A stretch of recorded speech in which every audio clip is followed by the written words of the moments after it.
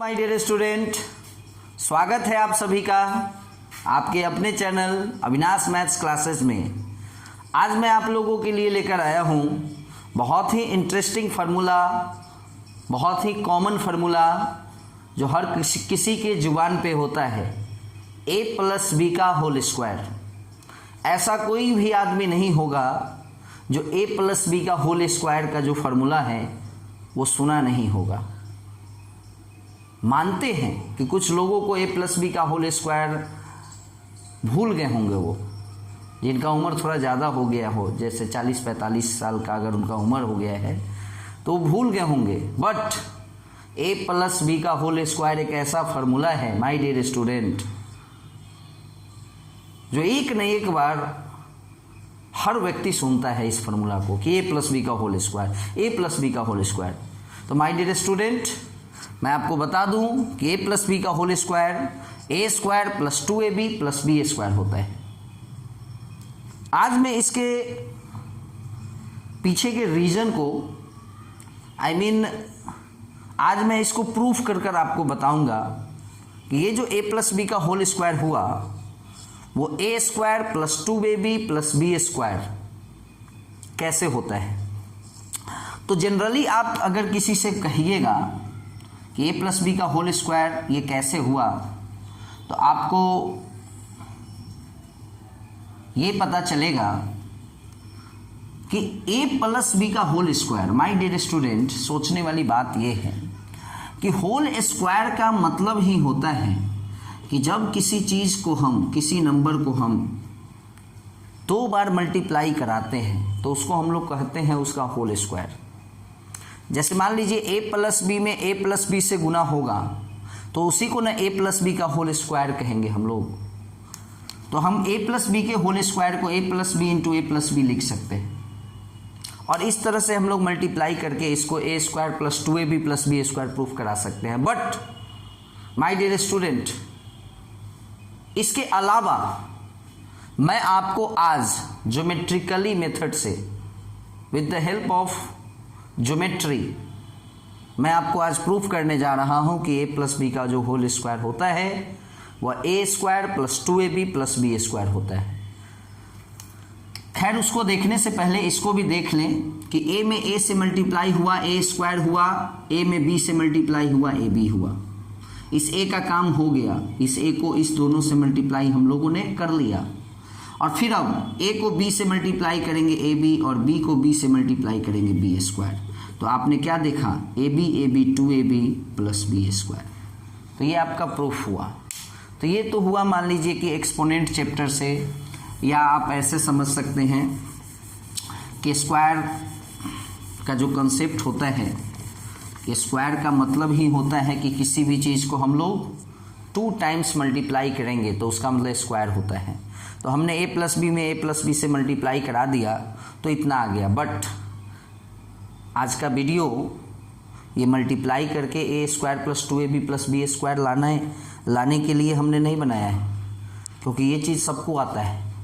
जो नहीं आता है, जो नया चीज़ है, उसको आज देखेंगे हम लोग। चलिए देखेंगे कैसे करना है। माय डियर स्टूडेंट, सबसे पहले आप क्या कीजिए कि एक लाइन सेगमेंट लीजिए AB। एक लाइन सेगमेंट लेना है AB और B पे फिर 90 डिग्री का एंगल बनाना है और जितना बड़ा आपने AB को लिया है उतना ही बड़ा इधर भी एक लाइन सेगमेंट लेना है BC और फिर यहाँ भी 90 डिग्री का एंगल बनाना है और इसके एलोंग भी फिर जितना AB है उतना ही बड़ा लाइन इधर AD लेना है और C को D से ज्वाइन कराना है। तो अगर ये एंगल 90 डिग्री का है चारों तरफ तो माय डियर स्टूडेंट ये एक स्क्वायर कहलाएगा, क्योंकि हमने आपको क्या बोला कि जितना बड़ा AB लिए हैं आप, जितना लेंथ AB का लिए हैं उतना ही लेंथ का BC लेना है, उतना ही लेंथ का AD लेना है। तो स्वाभाविक है कि CD उतना ही लेंथ का होगा। तो चारों साइड बराबर हो गया। आप देख सकते हैं AB बराबर BC बराबर CD बराबर AD और चारों का चारों एंगल 90 डिग्री का है। तो आप कह सकते हैं कि ये जो है ना ABCD ये एक स्क्वायर है। चलिए अब देखिए करना क्या है माय डियर स्टूडेंट, इसमें करना क्या है, करना ये है कि इस ए बी के अलोंग एक पॉइंट लेना है P और यहाँ से यहाँ तक को आपको A मान लेना है और यहाँ से यहाँ तक को आपको B मान लेना है। तो आप जितने दूरी पर एक पॉइंट P लिए हैं ना AB पे, उतना ही दूरी पर AD पर भी एक पॉइंट होगा Q। तो कहने का मतलब है A से जितना दूरी पर P है उतना ही दूरी पर Q है। तो मतलब ये हुआ कि अगर ये A है तो इसका भी वैल्यू A ही होगा।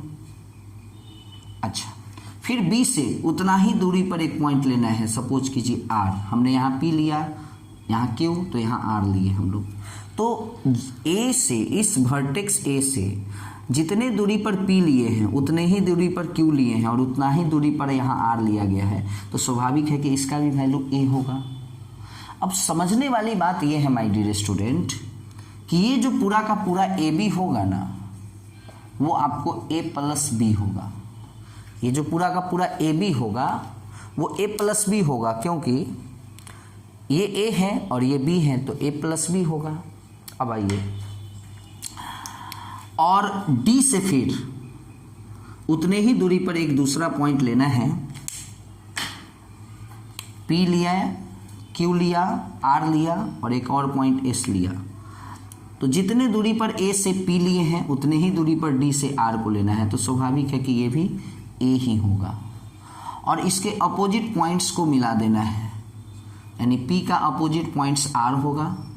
माय डियर स्टूडेंट, मैं P को मैं यहाँ लिख देता हूँ और Q से R को ज्वाइन करा देना है।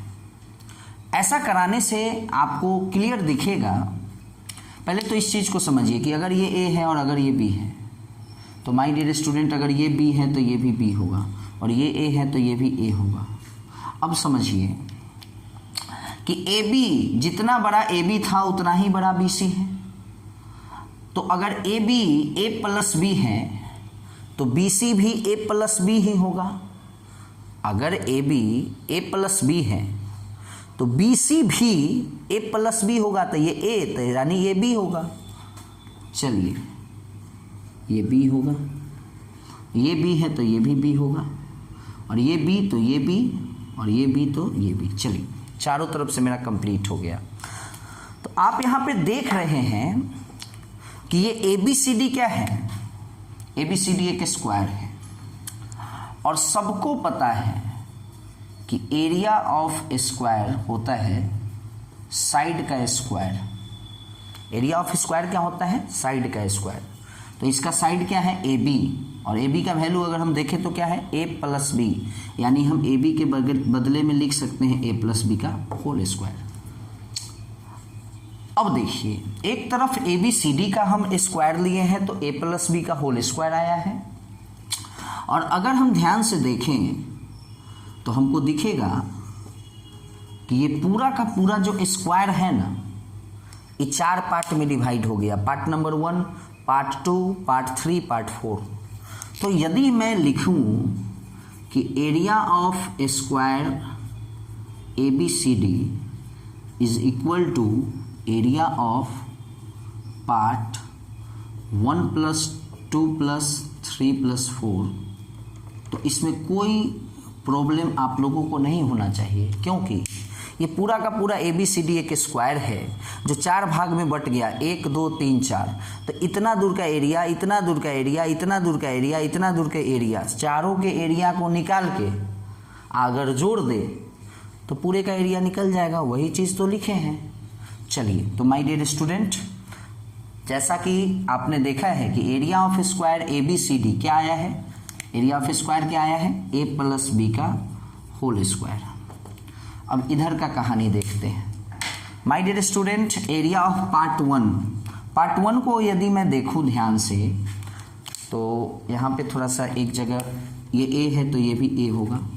तो यदि आप पार्ट 1 को देखिएगा तो आपको दिखेगा A चारों साइड बराबर, मतलब ये स्क्वायर है, और एरिया ऑफ स्क्वायर होता है साइड का स्क्वायर, मतलब A का स्क्वायर। चलिए, वेरी गुड। अब आइए, पार्ट 1 का कहानी हो गया। पार्ट 2 पे, पार्ट 2 आपको देखने से ही लग रहा है कि ये B है, और ये ए है, मतलब दोनों इक्वल नहीं है, मतलब ये हुआ रेक्टेंगल। ये स्क्वायर है बट ये रेक्टेंगल है, और एरिया ऑफ रेक्टेंगल होता है लेंथ गुने ब्रेथ। तो इसका लेंथ बी है और ब्रेथ ए है, तो बी इंटू ए, बी ए कहो या ए बी कहेंगे, कोई दिक्कत नहीं है। 2 का काम हो गया। अब आइए पार्ट थर्ड पर। तो पार्ट थर्ड भी आपको देखने से लग रहा होगा कि ये बी है और ये ए है, यानी ये स्क्वायर नहीं है। अगर ये स्क्वायर होता ना तो ये ए है तो ये भी ए होता, ए सब ए होता या सब बी होता। तो थर्ड जो पार्ट है ये भी स्क्वायर नहीं है, ये भी रेक्टेंगल है, तो इसका भी एरिया क्या होगा, एल इंटू बी, यानी ए इंटू बी ए बी। और अब हमारा बचा फोर्थ नंबर पार्ट 4 को देखिए, बी बी बी बी, यानी ये हमारा स्क्वायर है। एरिया ऑफ स्क्वायर साइड का स्क्वायर, यानी बी का स्क्वायर। तो आप क्या देख रहे हैं, a square a b 2ab plus b square, और इस साइड में हमारा क्या है, ए प्लस बी का होल स्क्वायर। तो आपने देखा माय डियर स्टूडेंट कि ए प्लस बी का whole square, a square plus 2ab plus b square हमने प्रूफ किया ज्योमेट्रिकली। बहुत ज़्यादा मैं ये नहीं बोल रहा हूँ कि ये बहुत ज़्यादा हार्ड है, बहुत आसान है, बट एक लॉजिक है जो सबको जानकारी नहीं होता है। तो हमने सोचा कि क्यों ना मैं अपने YouTube चैनल के माध्यम से मैं अपने बच्चे को ये लॉजिक समझाऊं। तो माय डियर स्टूडेंट, मैं विश्वास करता हूँ कि आप लोगों को ये जो ए प्लस बी का होल स्क्वायर हमने अभी बताया, a square plus 2ab plus b square geometrically हमने प्रूफ कराया, ये आप लोगों को समझ में आया होगा। ओके माय डियर स्टूडेंट, इसी तरह के वीडियो को देखने के लिए आप हमारे साथ जुड़े रहिए। आप अपने स्नेह और प्यार को हमारे साथ बनाए रखें, और मैं और भी वीडियो मैं आप लोगों के लिए लेकर आऊँगा इसी तरह का। ओके माय डियर स्टूडेंट, तब तक के लिए बाय। अगले वीडियो का इंतज़ार कीजिए, बहुत जल्द मैं फिर आप लोगों के लिए नेक्स्ट वीडियो लेकर आऊँगा। तब तक के लिए बाय।